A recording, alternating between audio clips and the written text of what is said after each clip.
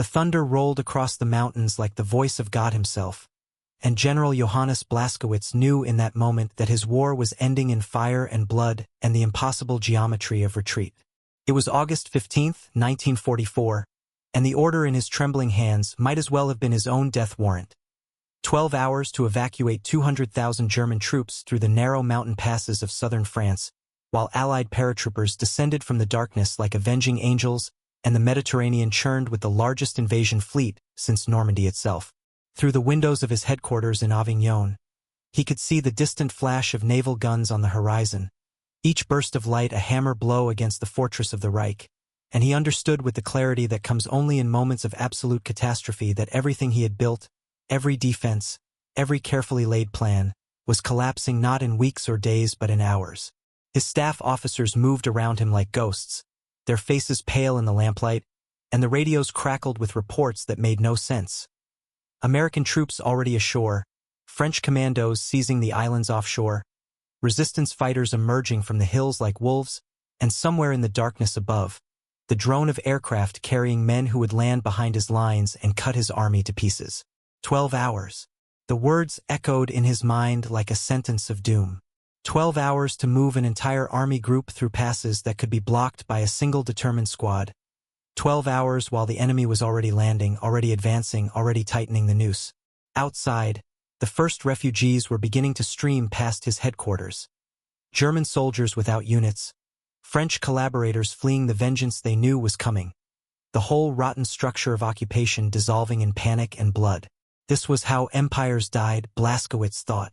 Not in grand battles or heroic last stands, but in confusion and terror and the desperate scramble to escape the consequences of everything that had been done.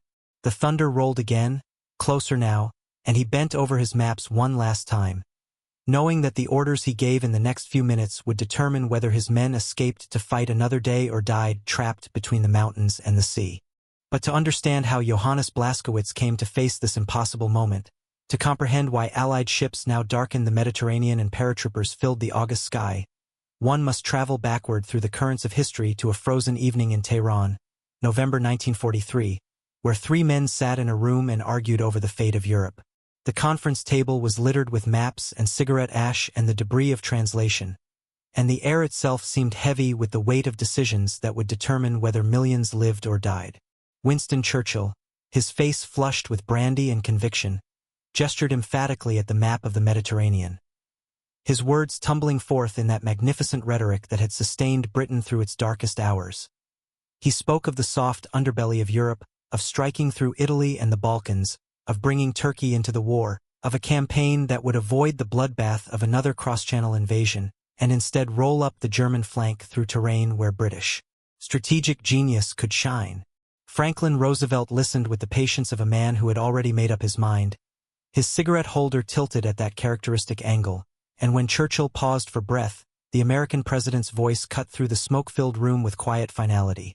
The invasion of France from the south was not a replacement for the main assault but a complement to it, a hammer that would strike while the anvil of Normandy held firm, and nothing Churchill could say about ancient empires and Mediterranean dreams would change the mathematical reality that defeating Germany required overwhelming force applied directly against the Reich itself.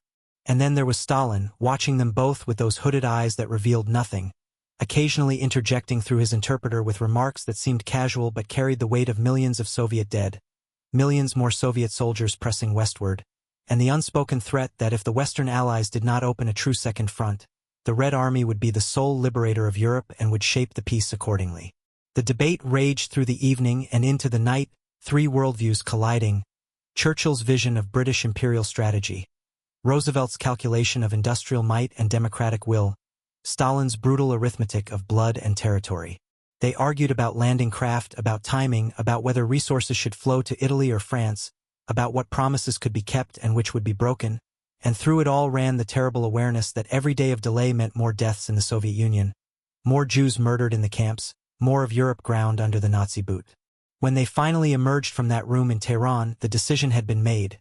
There would be a landing in southern France, an operation to be called Anvil, and it would be coordinated with the main invasion of Normandy to create an irresistible tide that would sweep the Germans from France and open the road to Germany itself. But decisions made in conference rooms and promises made by great men have a way of dissolving when they meet the hard reality of ships that don't exist, landing craft that are needed elsewhere, and generals who have their own ideas about how to win wars. Through the winter of 1943 and into the spring of 1944, Operation Anvil became a ghost that haunted Allied planning sessions. Officially approved, constantly delayed, cancelled, and reinstated, the subject of bitter arguments that revealed deep fissures in the Anglo-American alliance. Churchill fought against it with every weapon in his considerable arsenal, writing memorandum after memorandum arguing that the landing craft earmarked for southern France should instead support operations in Italy or even a thrust toward the Balkans, that the strategic opportunities in the Mediterranean were too valuable to abandon for what he increasingly called a sideshow. The British military establishment largely agreed with him, seeing in Anvil a diversion of resources from what they considered the decisive theater. But the Americans held firm, and none more stubbornly than a general whose name would never achieve the fame of Eisenhower or Patton or Bradley, but whose determination and vision would prove decisive, Jacob Devers, a man whose face seemed carved from granite and whose will proved equally unyielding. While others debated and delayed, while the operation was officially frozen in June 1944 as all available landing craft rushed to support the Normandy invasion, Devers simply refused to let it die. In his headquarters, he kept a small staff working on the plans, updating intelligence reports, studying the French coastline, preparing for an invasion that officially no longer existed. His subordinates thought he was mad, wasting effort on a cancelled operation, but Devers understood something that the politicians and the other generals had not yet grasped. The logic that had made Anvil necessary in November 1943 had not changed, and sooner or later that logic would reassert itself. The Allied armies storming inland from Normandy would need supplies on a scale never before seen in warfare, millions of tons of ammunition and fuel and food flowing across beaches that were already choked with traffic, and the only solution was to open another port, another supply line, another front. So Devers kept his staff working, kept his plans alive, and waited for the inevitable moment when the High Command would realize they needed southern France after all. That moment came in late July 1944, as the breakout from Normandy accelerated and the logistical nightmare that Devers had predicted began to materialize. Eisenhower's armies were advancing so fast that their supply lines were stretching to the breaking point, and the British ports and the Normandy beaches simply could not handle the volume of material needed to sustain the offensive. The great ports of southern France, Marseille and Toulon, suddenly looked not like a distraction but like a lifeline, and on August 1, 1944, Operation Anvil was officially resurrected and given a new name that captured perfectly the mixture of reluctance and necessity that had brought it back to life. They called it Dragoon because, as someone quipped, the Allies had been dragooned into it, forced by circumstances to do what should have been done months earlier. The name stuck, and suddenly what had been a planning exercise became a race against time. 3 American divisions, the 3rd, 36th, and 45th Infantry Divisions, would make the initial assault, veterans of Italy who knew amphibious warfare and mountain fighting. Paratroopers from the 1st Airborne Task Force would drop inland to block the German retreat. French commandos would seize the offshore islands. And most importantly, the French First Army under General Jean de Lattre de Tassigny would follow the initial landings and drive hard for Toulon and Marseille, bringing not just military power but the profound symbolism of French forces liberating French soil. The preparations unfolded with desperate intensity. American troops training on beaches in Italy and North Africa, running through practice landings again and again until they could do it in their sleep, airborne forces rehearsing their jumps, studying maps of drop zones that most of them would miss in the darkness, commandos gathering in dark tents to receive briefings that revealed the savage nature of what they would face. Naval officers pored over charts of the French Riviera, that playground of the wealthy now transformed into a fortress studded with guns and mines, and calculated angles of approach and rates of fire with the grim precision of men who knew that mistakes would be measured in drowned soldiers and burning ships. In harbors from Naples to Alexandria, the invasion fleet assembled, battleships and cruisers whose guns would pound the German defenses, destroyers that would shepherd the landing craft ashore, and the landing craft themselves, hundreds of them, each one carrying its cargo of nervous men toward a beach that might be lightly defended or might be a killing ground. The entire enterprise had the quality of controlled chaos, thousands of men and hundreds of ships and millions of tons of supplies all converging on a single point in space and time, all depending on secrecy and surprise and the hope that the Germans would not be ready, could not be ready, for another D-Day so soon after Normandy. The strategic calculus was brutally simple. The Allied armies needed Marseille and Toulon, needed them desperately, needed the capacity to unload supplies far from the crowded chaos of Normandy. Eisenhower himself had become increasingly obsessed with logistics, understanding with the clarity of a former staff officer that modern war was ultimately about tonnage, about getting shells to the guns and gasoline to the tanks faster than the enemy could recover and regroup. Every day that passed without those southern ports meant another day of rationing ammunition, another day of tanks sitting idle for lack of fuel, another day for the Germans to strengthen their defenses, and perhaps this was the nightmare that haunted Allied planners, to stabilize a line that might hold through the winter, extending the war into 1945 or beyond, giving the Germans time to deploy the jet aircraft and the rockets and whatever other terrible weapons they were developing in their underground factories. The ports had to be taken, and they had to be taken quickly, before the Germans could demolish them or before the autumn storms made landing operations impossible. Everything depended on speed, on hitting the coast with overwhelming force and then racing inland before the Germans could organize a coherent defense, and speed in turn depended on surprise, on landing where the Germans least expected, at a time they couldn't predict, with a force they hadn't prepared to meet. The night before the invasion, the men who would make the first landing tried to sleep on ships that rolled gently in the Mediterranean swell. But sleep was elusive, replaced by that strange mix of fear and anticipation that soldiers know before battle. Some wrote letters they hoped would never be delivered, others checked and rechecked their equipment, and a few simply stared at the darkness beyond the ship's rails and wondered if they would see another sunset. At 0430 hours on August 15, 1944, the first American paratroopers began jumping into the darkness over southern France, and immediately everything that could go wrong did. Pilots misjudging drop zones in the darkness. Men scattered across miles of French countryside. Units mixed together in hopeless confusion, soldiers landing in trees and on rooftops and in the middle of German camps. But the airborne troops had learned the terrible lessons of Normandy, and what looked like chaos was actually thousands of small groups of highly trained men improvising, linking up, finding objectives, and beginning the work of cutting roads and seizing bridges and generally creating havoc far beyond their actual numbers. As the sun rose, the main invasion fleet appeared on the horizon, and the German defenders who had been watching the empty sea suddenly found themselves staring at the largest armada they had ever seen. An entire fleet stretching from horizon to horizon, and the naval bombardment that followed was like the end of the world, battleships and cruisers firing salvo after salvo that tore apart the coastal defenses and sent geysers of earth and concrete skyward, the thunder of the guns rolling across the water and echoing off the mountains behind the beach. The American infantry went ashore in three main landing areas: Alpha Beach near St. Raphael, Delta Beach at St. Maxime, and Camel Beach at the western edge of the landing zone, and the contrast between the beaches was stark and terrible. At Alpha and Delta, the German defenders were second-rate troops, many of them conscripted from Eastern Europe, men who had no desire to die for Hitler on a French beach and who surrendered in droves as soon as the Americans appeared. The soldiers waiting ashore found themselves accepting the surrender of entire companies, Germans emerging from their bunkers with hands raised, looking relieved that their war was over. But at Camel Beach, the story was different. There the defenders were German paratroopers, elite troops who had no intention of surrendering, and they fought with the savage skill of men who knew they were doomed but refused to make it easy. The beach became a killing ground, machine guns raking the landing craft, mortars dropping among the men struggling through the surf, and for a few terrible hours it looked as though Camel Beach might turn into another Omaha, another slaughter that would stall the entire invasion. But American commanders at sea, watching the disaster unfold, made a decision that would never have been possible at Normandy. They simply redirected the follow-on waves to the other beaches where resistance was light, refusing to feed more men into the meat grinder and instead flowing around the obstacle like water around a rock. It was improvisation of the highest order, commanders thinking on their feet and ignoring the rigid plans that said troops had to land on their assigned beaches, and it saved hundreds of lives and kept the invasion moving forward. By noon, thousands of American troops were ashore and pushing inland.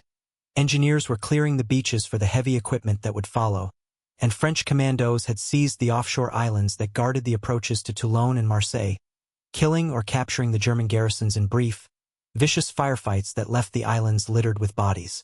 And then came the intelligence coup that transformed everything, the moment when ultra-codebreakers working far from the beaches intercepted and decoded a message from Hitler himself to Army Group G, Retreat immediately, withdraw through the mountain passes, save what can be saved.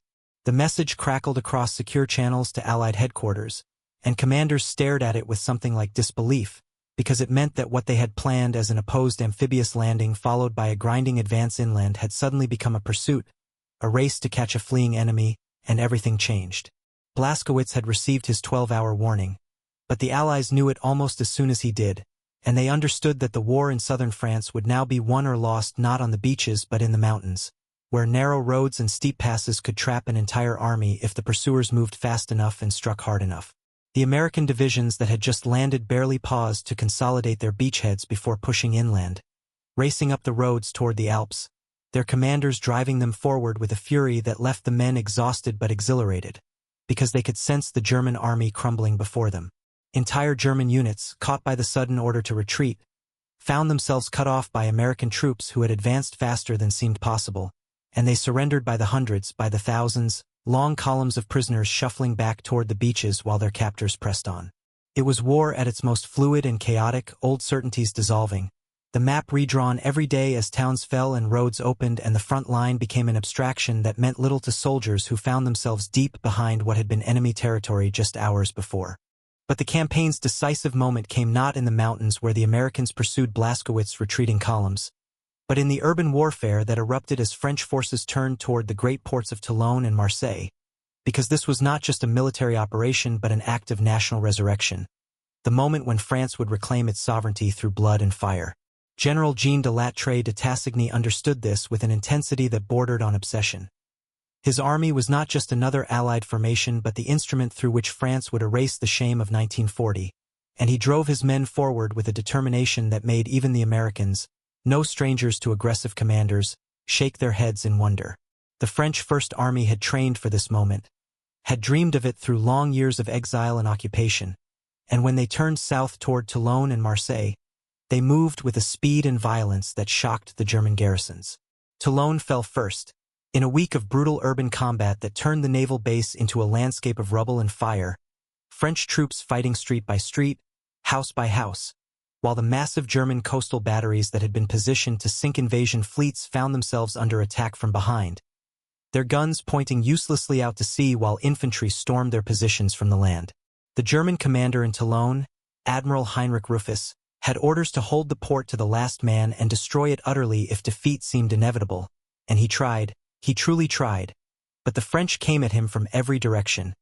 Colonial troops from Africa showing the combat skills that had made them feared throughout the war, European French burning with the need to liberate their own soil, and resistance fighters emerging from hiding to guide the attackers through streets they knew better than the Germans ever could. The fighting was savage, close-quarters combat with grenades and submachine guns, battles in the narrow streets where tanks couldn't maneuver, and everything came down to courage and determination and the willingness to die for a few yards of contested ground.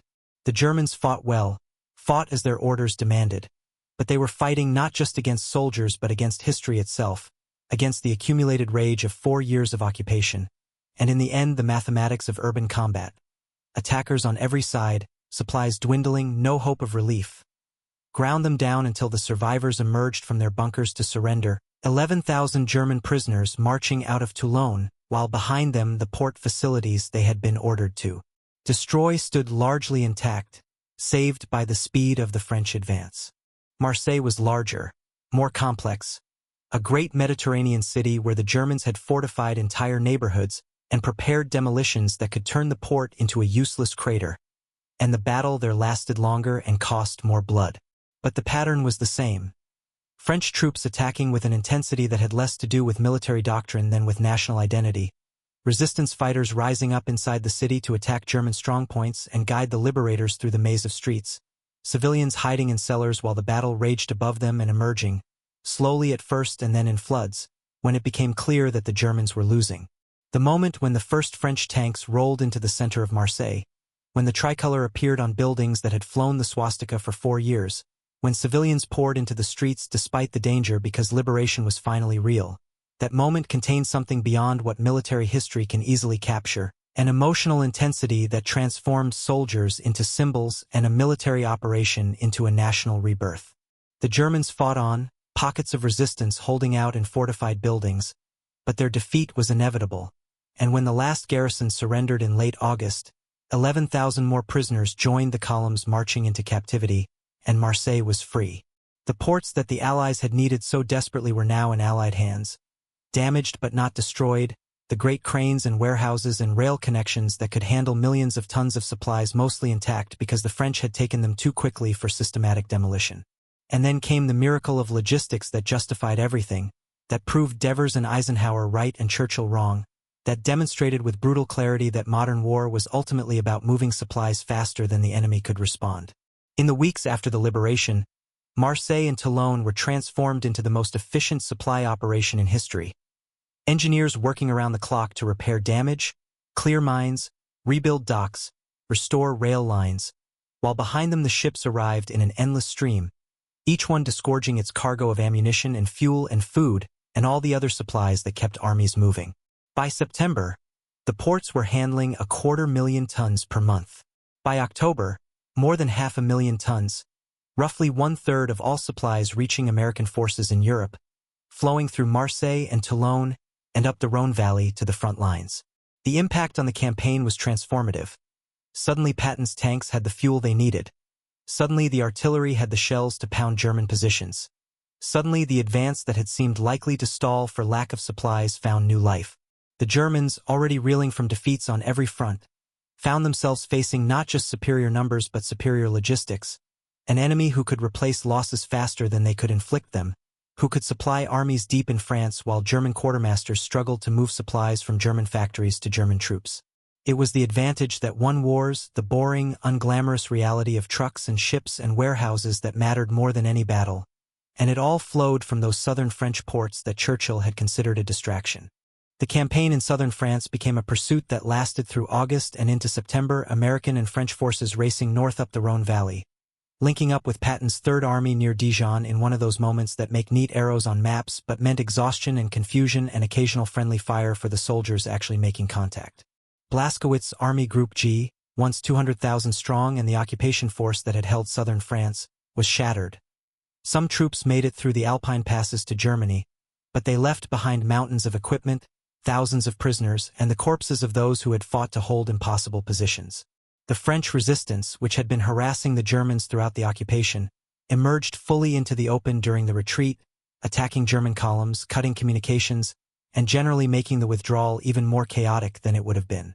In villages and towns across southern France, the occupation ended not with formal surrender ceremonies but with Germans fleeing and resistance fighters taking control and civilians settling scores in ways that ranged from shaved heads and public humiliation to executions in town squares.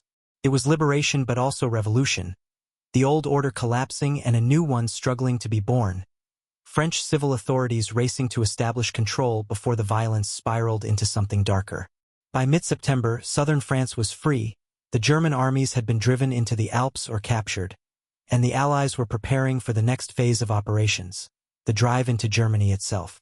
Operation Dragoon, the invasion that Churchill had resisted and that had been cancelled and resurrected and renamed, was over, and by any objective measure it had been a stunning success.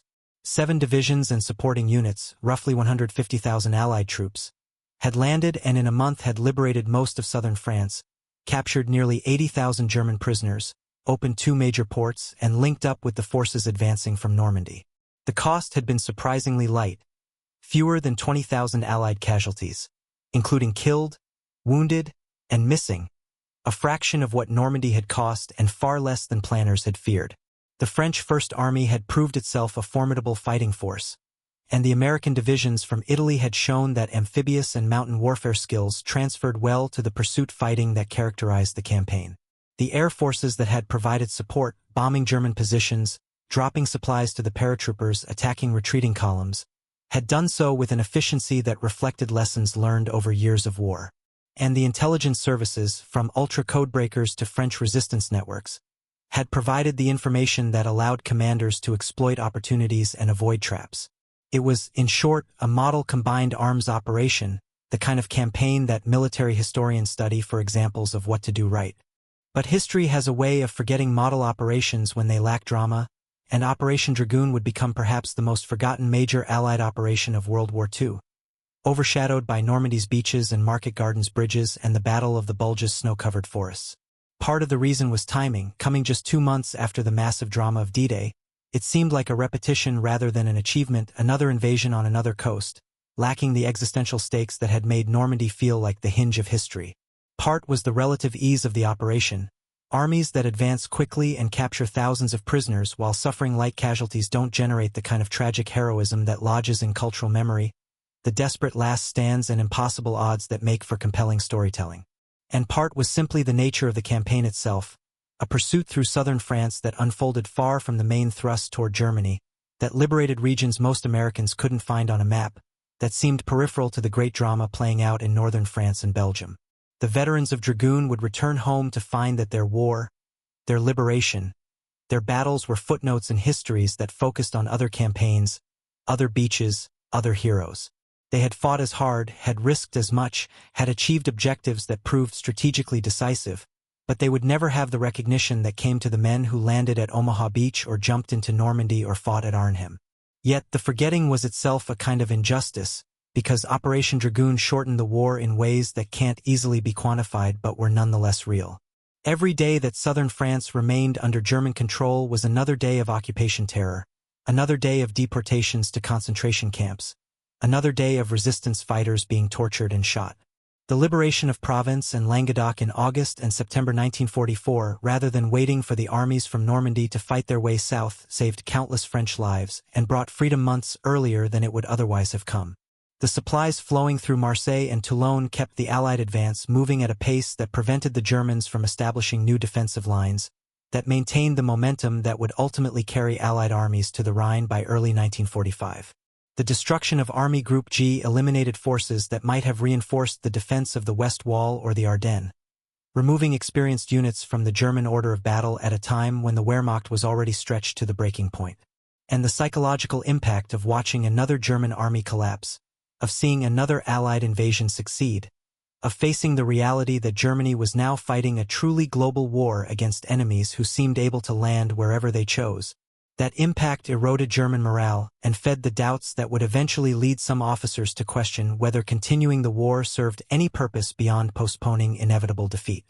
For the soldiers who landed on those beaches in southern France, who jumped into the darkness over the Alps, who fought through the streets of Toulon and Marseille, who pursued the Germans up the Rhone Valley, the experience was as real and terrifying and transformative as any other campaign. They had seen men die, had killed, had liberated towns and been welcomed as heroes, had done the things that soldiers do in war and carried the memories forever after. Some would spend the rest of their lives explaining that yes, there was another D-Day, yes, they were there, yes, it mattered, trying to claim a small piece of the recognition that flowed so freely to other veterans of other campaigns. Others would simply be silent about it, understanding that their war had been different, less celebrated but not less valid. A chapter in the great struggle that deserved to be remembered even if it rarely was. And a few would become historians or writers, driven by the need to tell the story that others seemed determined to forget, to rescue Operation Dragoon from the footnotes and restore it to its proper place in the narrative of liberation. The last German soldier left southern France in September 1944, trudging north toward a homeland that would offer no safety, only more war and eventual defeat. The last Allied soldier to die in the campaign was killed by a mine or a sniper or simply bad luck. One more name on a casualty list, one more family that would receive a telegram and a flag. The ports that had been the operation's objective continued to function, day after day, month after month, handling tonnage that made the campaign possible and ultimately shortened the war. And France was free, or most of it anyway, the South liberated in a campaign that lasted just weeks. The nightmare of occupation ending not with the slow grinding advance that had been expected but with a sudden surge that overwhelmed the defenders and gave liberation the quality of miracle. In villages across Provence, in the narrow streets of Marseille, in the hills where resistance fighters had hidden and fought and died, people remembered August 1944 as the month when the world changed, when the Germans were suddenly gone and French flags could fly openly and the future, for the first time in 4 years, held hope instead of dread. Johannes Blaskowitz, the general who had received that impossible order to retreat in 12 hours, survived the war only to die by his own hand in 1948 while awaiting trial for war crimes, his defense preparations and his desperation on that August night reduced to legal documents and historical footnotes. Jacob Devers, the stubborn commander who had kept the plan alive when others wanted to abandon it, would remain forever in the shadow of more famous generals. his crucial role in opening the southern ports acknowledged by historians but largely unknown to the public. Jean de Lattre de Tassigny, who had led French forces in the liberation of Toulon and Marseille, would go on to greater fame but would always remember those August days as his finest hour, the moment when France proved to itself and the world that it remained a great nation capable of liberating its own soil. The soldiers, American and French and the handful of others, scattered back to their homes, carried their memories, grew old and died, taking with them the immediate visceral knowledge of what those beaches and streets and mountains had been like, leaving behind only the imperfect traces of after-action reports and fading photographs and the occasional memoir. And Operation Dragoon itself passed into history's half-light, known to specialists and forgotten by almost everyone else, the great success that became a great forgetting, the invasion that achieved its objectives and then disappeared from cultural memory as if it had never happened.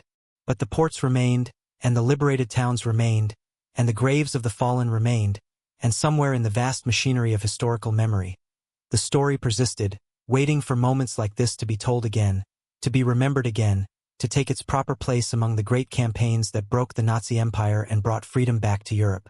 It was not the largest invasion or the bloodiest battle or the most dramatic campaign, but it was necessary, and it was successful, and the men who fought there deserved better than to be forgotten. They had their own D-Day, their own beaches, their own liberation, and they had done what needed to be done at a time when the world hung in the balance. That should be enough for memory to honor. That should be enough for history to record. That should be enough, simply, to be remembered as what it was. A chapter in the great story of liberation, overshadowed but not diminished, forgotten but not erased, waiting in the archives and the memories and the careful research of those who understand that every campaign mattered, every soldier mattered, every liberation mattered, even those that faded from fame before fame ever truly found them.